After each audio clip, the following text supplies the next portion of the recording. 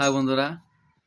তো আমি তোমাদের আদি ভাই, ঠিক আছে? তো মানে আমরা লাইভ মানে এরকম ভিডিও বানাই না, ঠিক আছে?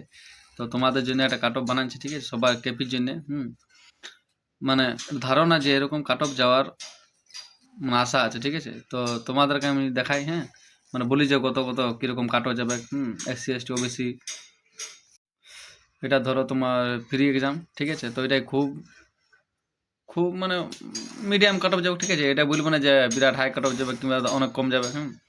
কেন, মাঠে রাখতে হবে ছেলে, ঠিক আছে? তো তোমার ইউআরএ যাবে, কত যাবে? ইউআরএ মোটামুটি তোমার 42 থেকে 57, ঠিক আছে? আর তারপর যাবে তোমার এসটি, এসটি তোমার 33 থেকে 38 এরকমই যাবে। এসসি 41 থেকে 46 45 এরকম।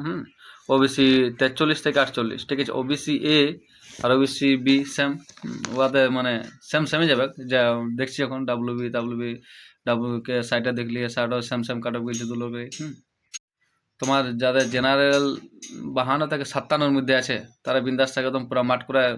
এখন মাঠ না করলে জানছো এখানে কোনো বিপদ, হ্যাঁ। সে তোমার 7-8 দিন টাইমে পাওয়া আছে, সঙ্গে সঙ্গে রেজাল্ট দিয়ে নিয়েছে। তারপরে মাঠের ডেট ঘোষণা করে দিয়েছে। তোর মাঠ করো ফ্রেশ করে।